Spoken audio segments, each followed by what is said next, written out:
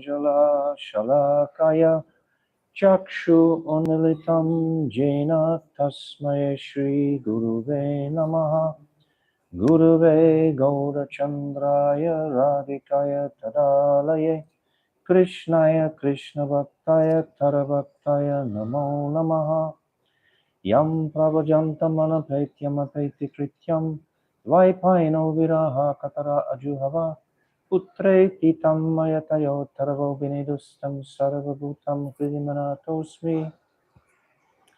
I first of all offer millions and millions of Dandavat pranams unto the lotus feet of our most beloved Gurudev, Nitya Lila Pravishta Om, Asto Tarasara Shishimad, Srila Bhaktivedanta Narayan Goswami Maharaj.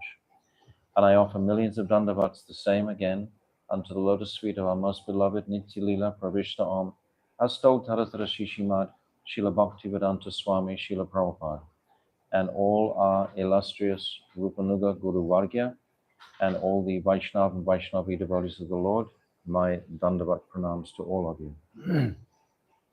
So continuing with our reading of Jaiva Dharma, and we're going to do the last 4 verses of this divine Falshruti, which we've been milking so many different conclusions from, because it's really the synopsis of the whole Jaiva Dharma. He's managed, Bhaktivinoda Thakur, to condense the whole, all the truths are within these Falshruti verses. So our dear Gurukul children, they will sing again the last 4 verses today. Jaiva dharma pathe sei shuddha bhakti hai. Jaiva dharma na korile kohu bhakti nai. Jaganugo bhimane pathe jiro hai. Jaiva dharma bimukhe dharma hino hai. Jabo jivan sei pare jaiva dharma. ভক্তিমান সেই জানে বৃথা জ্ঞান কর্ম কৃষ্ণের অমল সেবা লোভী সেই নর সেবা সুখে মগ্ন রহ সদা কৃষ্ণ পায়। Jai. One who reads Jaiva Dharma with faithful deliberation will surely attain Shuddha Bhakti. But one who does not read Jaiva Dharma can never attain Bhakti. So the point of Shraddha, the point of complete faith in this text will give the sadhak Shuddha Bhakti. If we have that faith, if we challenge these teachings in a like for debate type of way, you cannot get Bhakti. Bhakti is very sensitive, very soft. It has to be approached very gently, with faith. This Shraddha must be there. But Bhaktivinoda Thakur, he's using this word faithful in the next 3 verses. So this, to make an impression that we must handle this Jaiva Dharma with great faith and honor. Faithfully reading Jaiva Dharma will surely strengthen one's abhiman as a Rupanuga, follower of Rupa Goswami. So again, he's making the point that this is the condensed teachings of Chaitanya Mahaprabhu. All of Mahaprabhu's teachings are taken by Rupa Goswami, Sanatana Goswami, Jiva Goswami, Narottam, etc. They are bringing all of the teachings of Mahaprabhu to us. So how can we not honor that line of consciousness, all the Mahabhagavats in this line? We are made up of these personalities. Every day we chant that whole line constantly, like the Bhagirati, like the river Ganga. It's just flowing down through. This is what the Rupanuga Guru Vargya is giving to us. So it's helpful if we many times discuss all the different people. I can remember when I first met you all, we used to have classes in the Samadhi in Keshavji, and we had that world map. And I was explaining then about the different guru line. So from that point, so for the next, the rest of our lives, we're going to be remembering all of the different persons. That's why it's very important when we have the appearance and disappearance days, the Tirabhav, Abhibhavs, that we very carefully honor and we become familiar with these personalities. This is why Srila Bhakti Vigyan Bharati Maharaj, he declared that if we don't honor the Tirabhavs and Abhirbhavs, then it's the same as making an offense. So we have to have our calendar very clearly, and we should know every day, because there's usually 2 or 3 in a week, sometimes 5 in a week, sometimes 6 in a week. And by going through for 12 months, all the different appearance and disappearance days, at the end of the 12-month year, we'll be very familiar with so many personalities. If we neglect these personalities, we neglect these festivals, then that's very unfortunate. Our appreciation for these personalities will become limited, because this Rupa Nuga Guru Varga is alive. It's not something like a history book. Rupa Goswami is present as soon as you mention his name. Sanatana Goswami, as soon as you mention his name, his atmosphere is there. Just like Chaitanya Mahaprabhu, his atmosphere becomes there. We want to connect because it's a question of the living reality. We're not following some ancient religious path. We're following a very live appreciation of the soul. And the soul is eternal. It's always present. It remains in the powerful present. So it's to connect with this. So these personalities, Bhaktivinoda Thakur, he said, he reasons ill who tells that Vaishnavas die when thou art living still in sound. And today we were talking about sound being the most subtle element. So this sound vibration, when we say Rupa Goswami, Rupa Nuga, Guru Vargya, Bhaktivinoda Thakur is saying, just to say this name, it'll make us remember.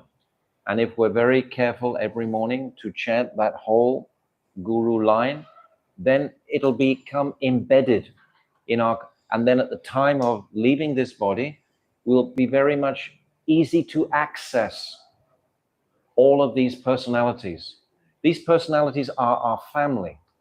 We don't have material families of relevance. We have a spiritual family. This Gaudiya line is our spiritual family. So we need to know the personalities within that. And we can, because all of the descriptions of them are there for us. We just have to be enthusiastic. Everything depends on greed. This utsaha. When this greed is there in the heart, then we can have anything, everything. And this is the quality of ragmag, is this utsaha. In Vaidhi Bhakti, it's fear. We're not trying to get to know these people out of fear. We're trying to get to know these people out of affection. Rupa Goswami was the most beautiful looking person.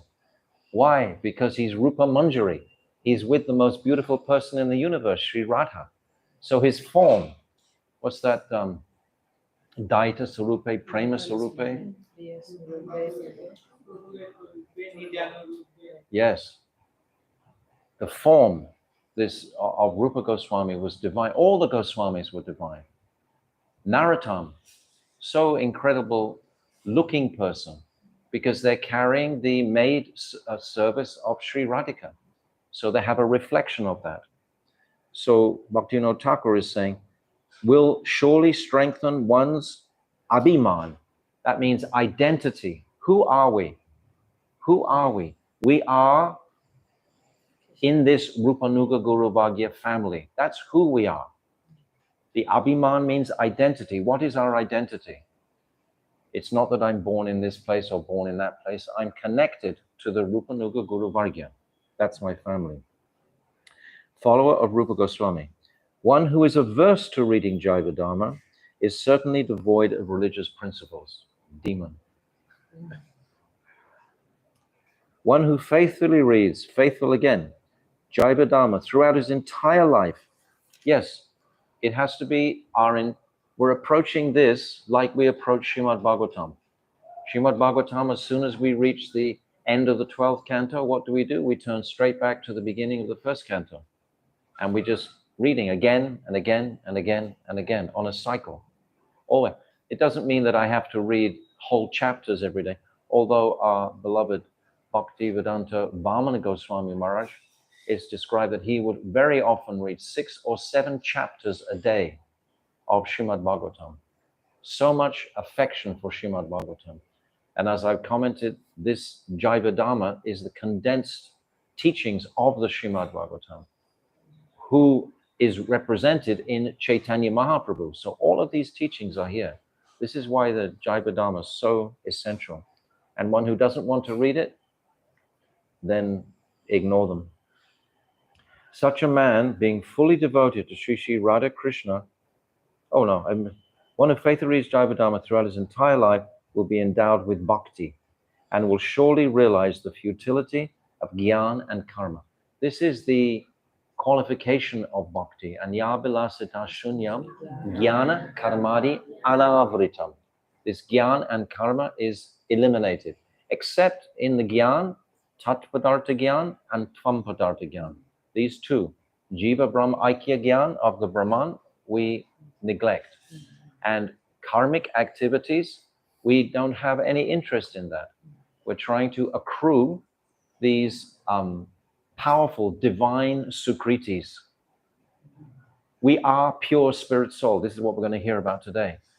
So when we connect with these divine sukritis that we can, these impressions that we get from coming to holy places, like Navadvip is the most holy place, but Puridam also is so holy, then these impressions will wake up the divine part of our consciousnesses. It's gone to sleep because for so many years dealing with mundane things, thinking, believing I'm this body all the time, everything relating to this body, my wife, my family, my house, all of these things, all to do with the body, temporary. But when we start waking up this divine nature, my real nature, then Bhakti Devi will bloom like a flower in the heart, and so much joy and bliss will manifest in the consciousness for that. Such a man, being fully devoted to Sri Sri Radha Krishna Yugal Kishore and having attained their Amala Prem Seva, remains forever merged in the bliss of such immaculate loving service. So how to perform this loving service? This should be on my mind all the time. How can I perform transcendental loving service? It starts with service to our Guru Vargya. And that service is chanting their holy names, chanting their prayers, chanting the bhajans that they have written and given to us, chanting this Jaiva Dharma, chanting Srimad Bhagavatam. This is service to them, these types of activities. Okay, so now we'll come to our text. So as I said before, I'm backtracking a little bit. I wasn't satisfied with the reading we did on Friday, I think it was.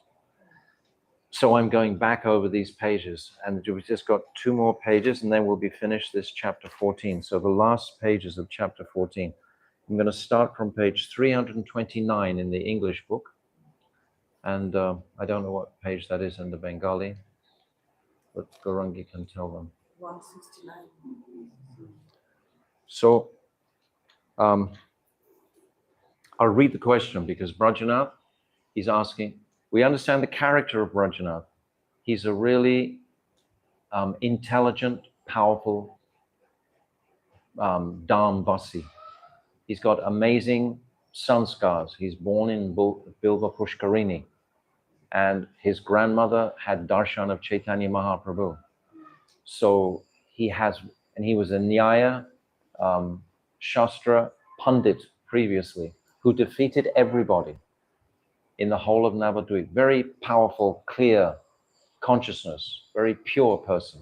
Bhaktivinoda Thakur has chosen this character to represent the inquiring sadhak into these truths, because without question and answer, Everything is question and answer. All the Shastras are question and Srimad Bhagavatam, questions by the sages to begin with, Sonika Rishi, then questions by Parikshit Maharaj, all the way through. Questions, answer, question, answer. This is the dynamic of also the various bhasyas or the other Vedic scriptures, question and answer all the way through. So here, Brajanath asking a very deep question here. Try to understand this question first. Prabhuji, we've been talking about Shakti up until this point, and now he's going to inquire, what about Shaktiman? What about Krishna? This is what his inquiry will be. Prabhuji, I will soon learn to worship Sri Gora. I have just remembered something else that I would like you to please explain to me clearly. You have explained that Chit Shakti, Jiva Shakti, and Maya Shakti are three manifestations of Swarup Shakti. Swarup Shakti is Radha, serving Krishna with these other Shaktis. That Hladini, Sangvit, and Sandini are three functions, vrittis of Swarup Shakti. So it's been divided in these two ways of the Chit, Jiva, and Maya Shakti, then the Sangvit, Hladini, and Sandini, Sangvit, Hladini Shakti on the top. If you have that map, it makes it very easy. Swarup Shakti. And that these three functions, namely Hladini, Sangvit, and Sandini, act on the three manifestations, Chit, Jiva, and Maya Shakti. So these functions, Sangvit, Sandini, and Hladini, are influencing, they're acting on the Chit Shakti. And in the diagram, it's saying exactly how it's acting on the Chit Shakti and the Jiva Shakti and the Maya Shakti. There's three ingredients in each tattva. So we must become familiar with that. So we get some, hearing about these Shaktis is very difficult. I can remember for years I was trying to get a picture. What is this Shakti, this energy that we're hearing about? How can we understand it a little bit? Because the intellect has to be peaceful.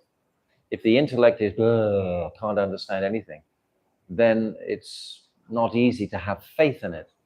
But if the intellect starts to get some idea, some picture, then the heart becomes a little bit peaceful about it. And slowly, with prayer, then this achintya bhav, this inconceivable mercy, can manifest for us to appreciate these Shaktis. Never really understand. We can't understand them, but we can appreciate them. This is a big point that I make often. All of this is simply the work of Shakti. You understand? All of what we just talked about, Chit Shakti, Jiva Shakti, Maya Shakti, Sangvit, Sandini, Hladini, Swarup Shakti, all Shakti. Now his question is, apart from this, the spiritual world, the spiritual body, and the spiritual pastimes are also indications of Shakti alone. All the pastimes indicate Shakti.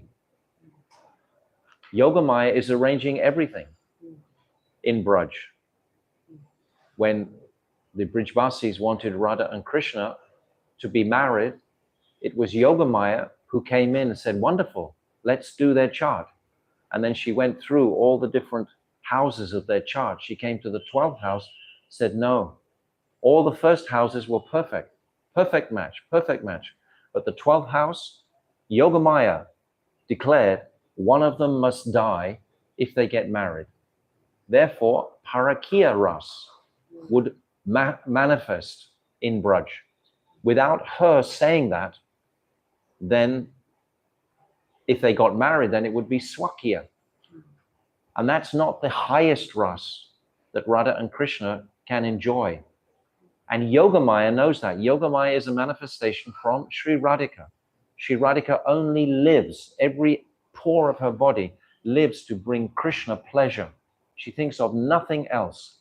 This is why, as Gaudiyas, we want her shelter to have that same mood, just to bring her pleasure, because she's bringing so much pleasure to Krishna. Understand? that service mood. We just read that, Amala Prem Seva. Indications of Shakti alone. Then what is the indication of Shaktiman Krishna? So what is Krishna doing? This is his big question. Okay? Babaji, this is a very difficult problem.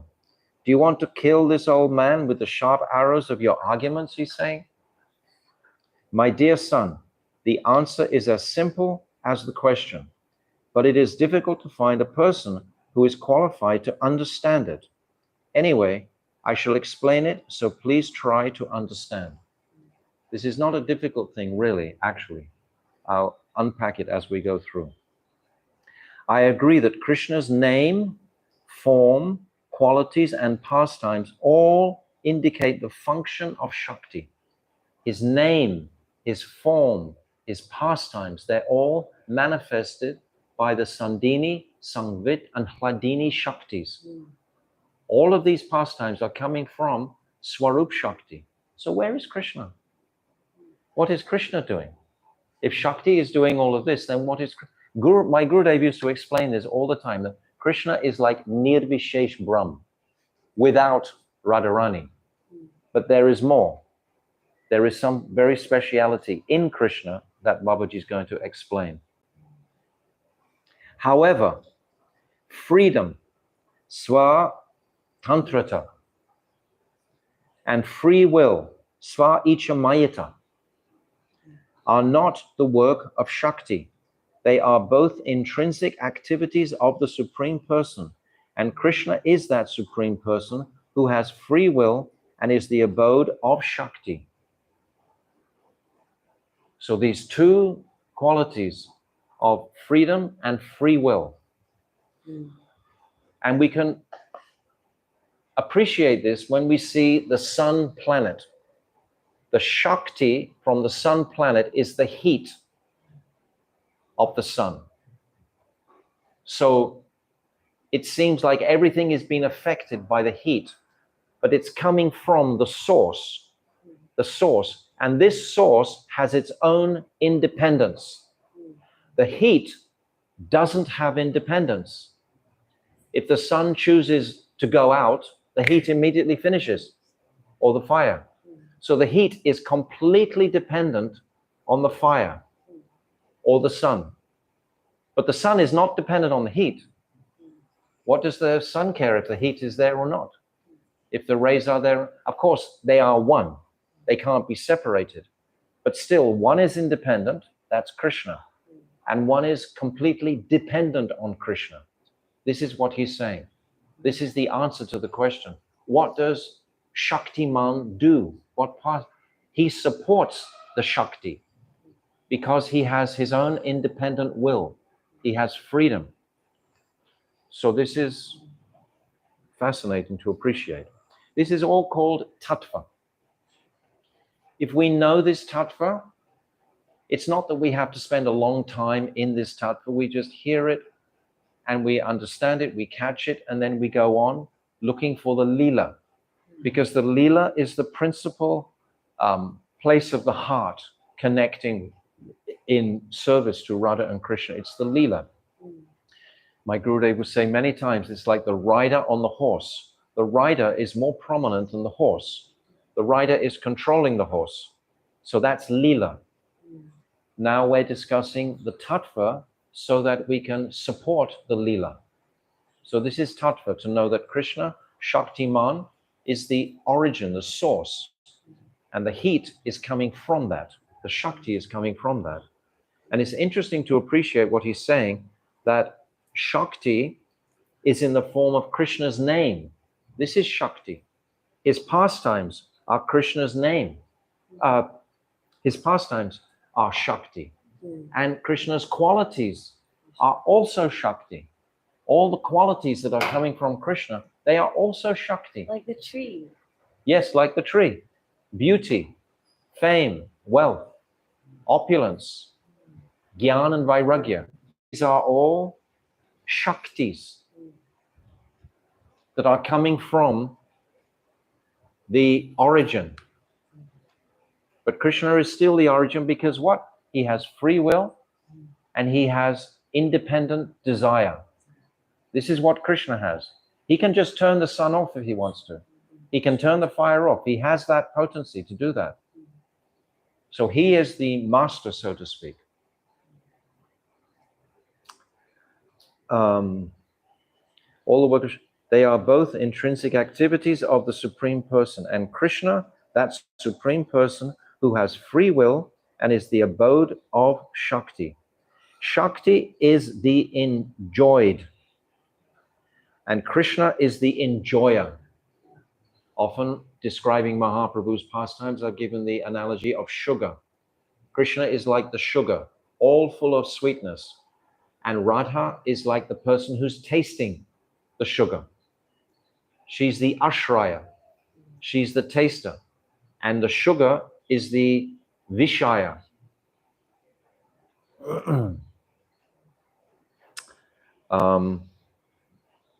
Where Shakti is the enjoyed and Krishna is the enjoyer. Shakti is dependent, but Krishna is independent. I've just said that.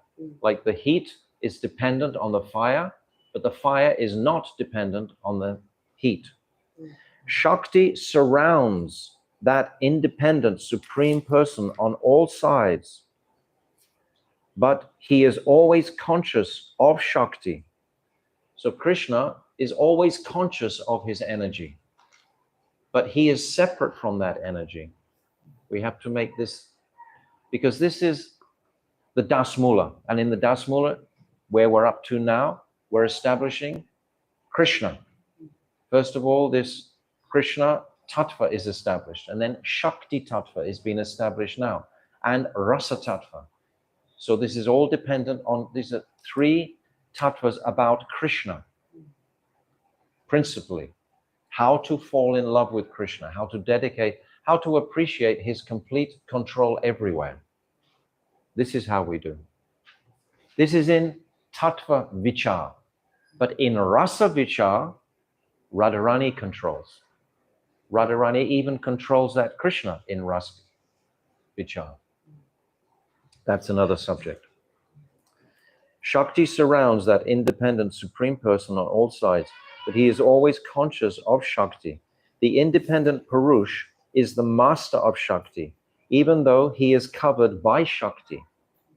Human beings can only realize that Supreme Person, Parama Purush, by taking shelter of that Shakti in the form of his pastimes, in the form of his name, in the form of his qualities, in the form of his form, his actual threefold beautiful form. This is all the work of Shakti. So we can only realize Shaktiman by realizing Shakti first. Radharani is making it available for us to know Shaktiman through his pastimes, through his name. Human beings can only realize that Supreme Person, Parama Purush, by taking shelter of that Shakti. That is why the conditioned Jiva cannot realize the identity of Shaktiman independently from realize the identity of Shakti. So we have to realize who is Shakti first before we can realize fully who is Shaktiman, who is Krishna. We have to go through that to come to the source.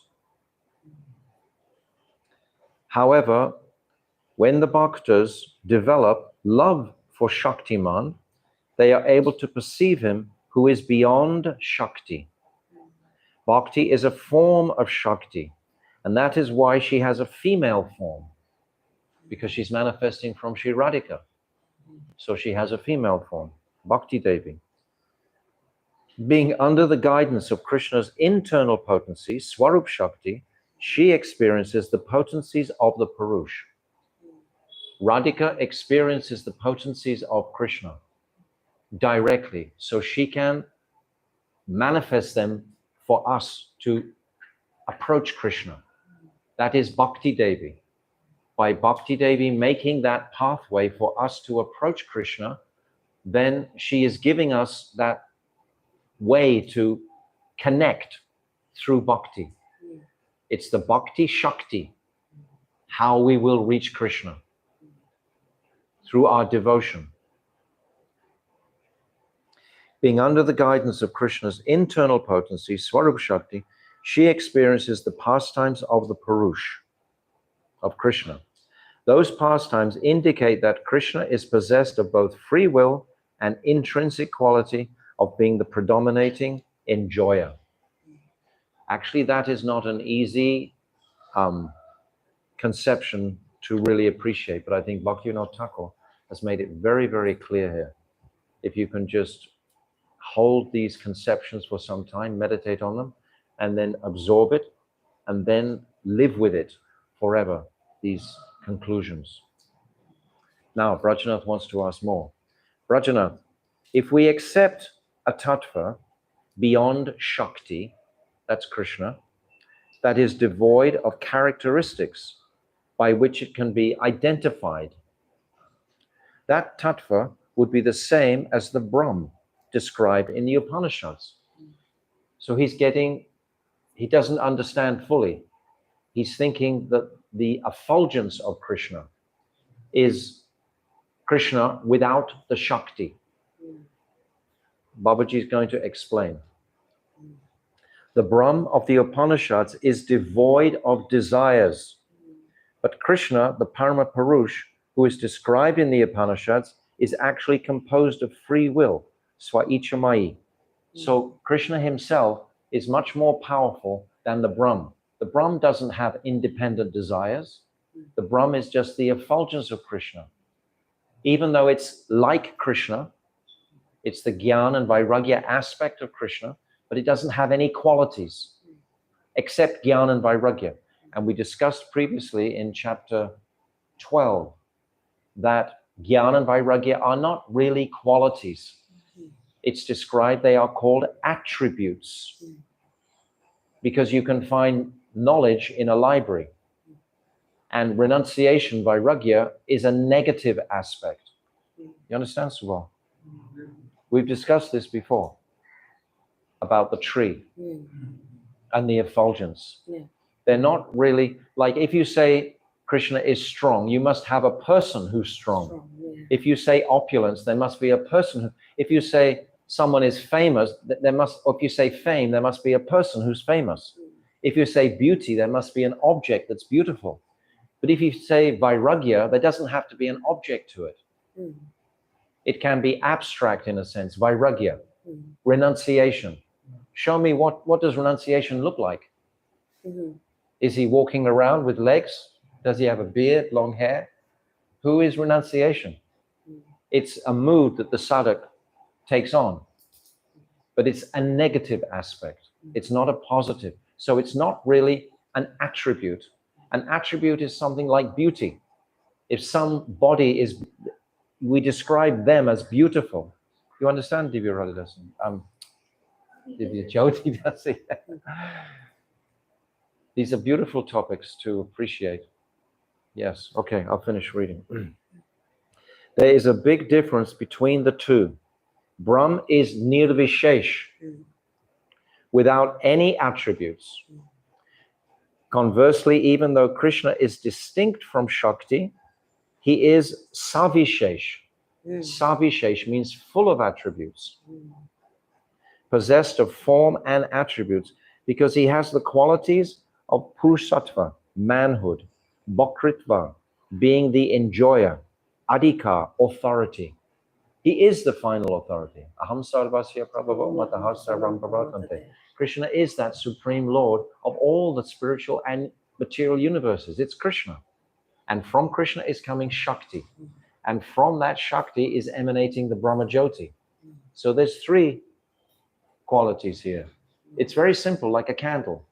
When you see a candle, there's the candle flame. That's Krishna.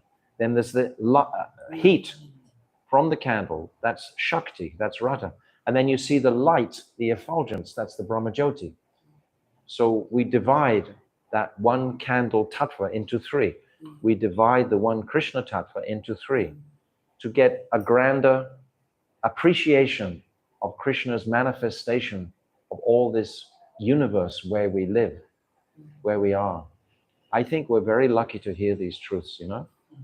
because this will put us in touch with something. Our consciousness has to come up to understand these truths. So it helps elevate the consciousness. This is part of the exercise, in a sense. Part of these teachings is to bring the consciousness out of the mundane. All day long, the consciousness is down on the ground, on the bodily conception. But when we hear these topics, boom, we come up. We start to consider what is the reality of transcendence. We start to connect with the higher dimension where we have access because we are actually a part of Krishna. This is going to be described in the next chapter. So, being the enjoyer, adhika, authority, and swatantra, independence. Krishna is in reality, Krishna and his Shakti are non-different. Of course they're non-different. You can't have the sun without the heat. You can't have the candle without the heat. So they are one, except we can divide them. One is a Shakti and one is the source. I've said many times when I was in Turkey preaching to the Muslims, and the one description of Allah is light. So I said to them all, have you ever experienced light without a source? Is there such a thing as light that doesn't have a source? Now we have the sunlight, or electric light, or firelight, etc., or moonlight. You have to have a source, an object. Can you think of any light that doesn't have a source? It doesn't exist. So I told them all this and it blew their minds. Because then they had to realize that Allah is not abstract. Because they try to say he has no form. If he has no form, how can he be light? Where is the light coming from? The light can only come from a form. It can't come, it doesn't work that way. There isn't any such thing as light without a source. Right, Subha? You got that? It's really simple. It's really simple, but for generations in Islam, they didn't think that. It takes personalities like Bhaktivinoda Thakur to give these examples for the world. These teachings are not just for Hindus or Christians, they're for everybody. Because it's about the living entity, it's about the Jiva Atma, it's about the soul. It's beyond this material conception. The Shakti that indicates Krishna's presence is also Krishna, because Krishna Kamini Shakti, in the form of Sri Radha, manifests her identity in a female form. So Krishna manifests that Swarup Shakti. She comes from his left-hand side. He manifests her for rasa, for relationship. It's so beautiful what he does. And as soon as that Swarup Shakti Radha sees Krishna, she runs to embrace him. This is the nature of that relationship. And this is what we are trying to serve. That is the highest bliss, that Amal Prem Seva we just spoke about, is to serve that highest conception between Radha and Krishna. There's nothing more high than this. Krishna is the one who is served, and the Supreme Shakti, Srimati Ji, is his Seva Dasi. She is the one. There is so much bliss in Seva. Bhaktivinoda Thakur just said, Prem, Amala Prem Seva. This Amala, perfect, Prem Seva. We know ourselves, we've all experienced, when we're doing service for the Vaishnavas, when we're cooking for the Vaishnavas, we're completely happy. When we're serving the Vaishnavas, we're completely happy. When we're serving Harinam, we're happy. When we're serving Kirtan, we're happy. When we're serving the Holy Dham, there's a natural tendency in the Jiva to feel very blissful when we're serving. This is when we're lazy and we don't do the service, what happens? Tamagun covers us. Go to sleep and all Tamagun comes, This is when we're not serving. But when we're serving with eagerness and utsaha, then so much joy and bliss comes in the heart. Their individual abhiman, self-conception, are the only tattva that differentiates them. So this tattva that we've discussed today of the source and the heat, the Shakti, knowing this tattva is what separates them. Otherwise, they're one. It's like we say candle. We think immediately candle flame and candle heat. We don't separate them. But if we're discussing the tattva, we can separate them. Because it makes the origin more glorious. It defines Shakti in particular. Srimati Radhika is our Ishtadev in our Gaudiya line. This is the big distinction of this Gaudiya line. We are worshippers of Srimatiji because Mahaprabhu took that form of Srimati Radharani, and we are worshipping Chaitanya Mahaprabhu. So it's like we are worshipping Srimati Radharani because that's who Mahaprabhu is. He's the embodiment. He's Krishna, but he's the embodiment of Radha's Bhav and Kanti. So you can't appreciate the fire without appreciating the heat first. Without appreciating what? You can't appreciate fire unless you don't appreciate the heat of the fire. Very, very good, Purangi. If you really want to appreciate a fire or describe a fire, say to a man who's just come and has no idea of what is fire, you have to say, well, it blazes and there's heat. And what else? Light. So yes, very good. Very good, yes.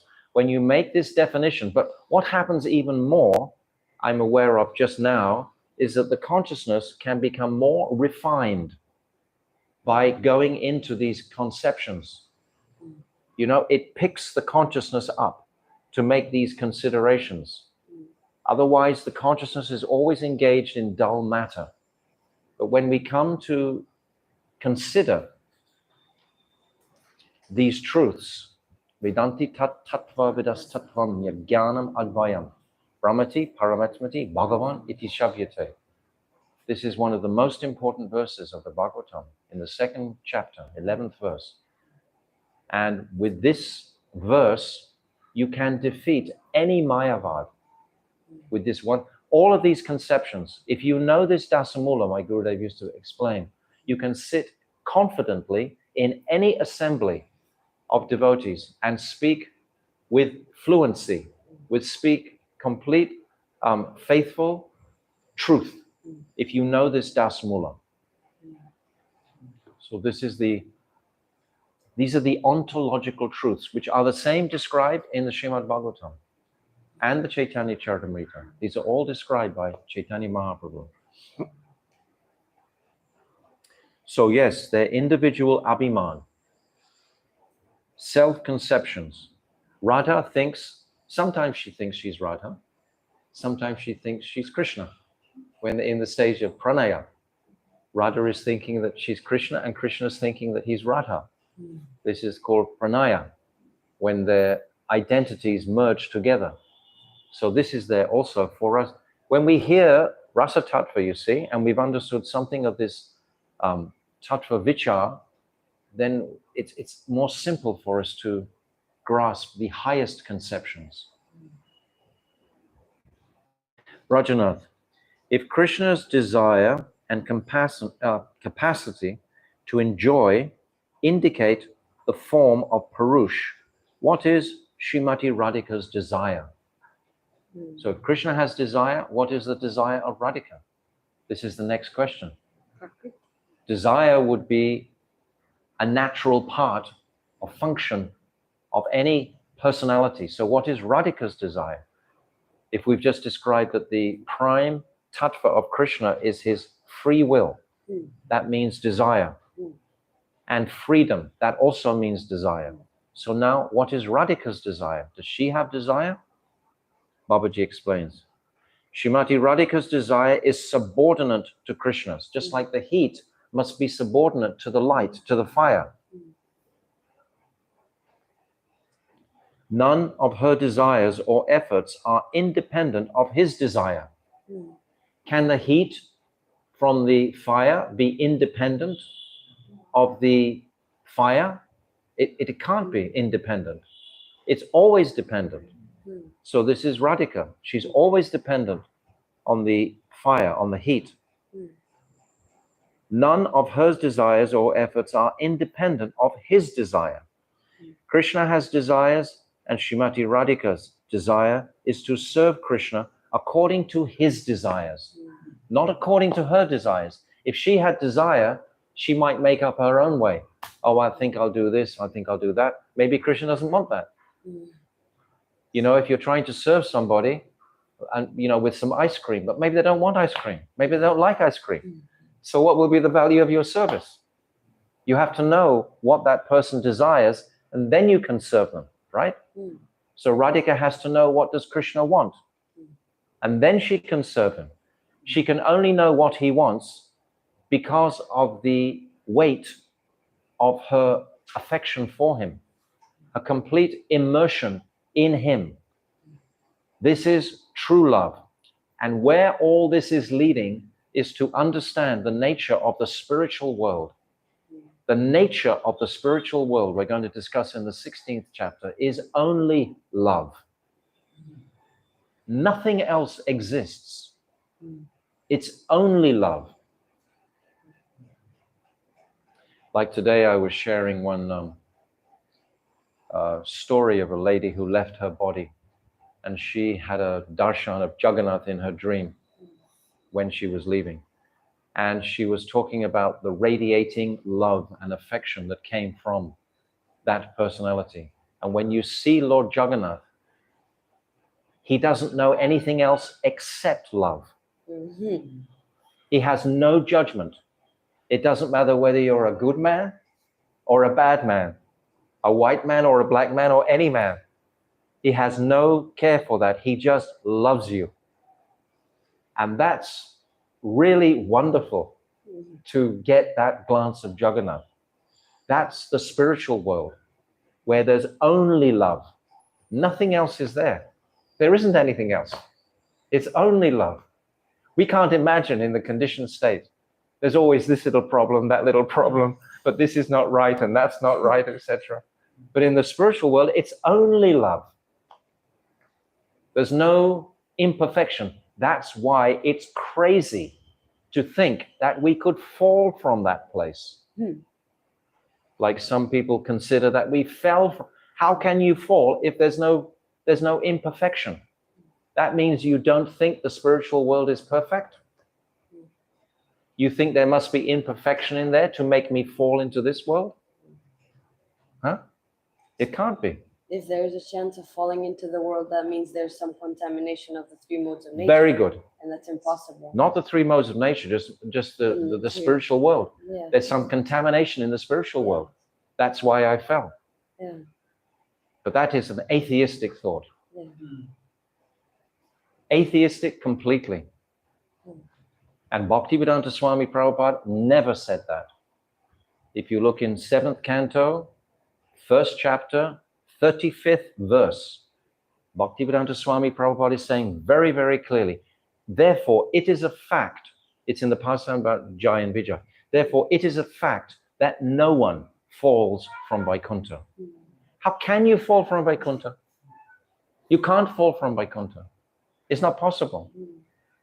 It means you don't really appreciate Shakti. divine love. And Shakti, yes, that divine love. Because then you're saying that Shakti is not as potent as it is. Yes, it's diminishing it. Diminishing. You're atheistic if you think that. It's true. Srimati Radhika is the complete and original Shakti, and Krishna is Purush. That is, he controls and inspires Shakti. That's the final three words. He controls and inspires Shakti. That's the distinction. That was the whole question today. And that's what Shaktiman does. Huh? He controls, that's what Shaktiman does. He controls and inspires Shakti. Sorry? That's what Shaktiman does. When you're asking the question, what does Shaktiman do? Yes. He controls and inspires Shakti. But this is in Tattva Vichar.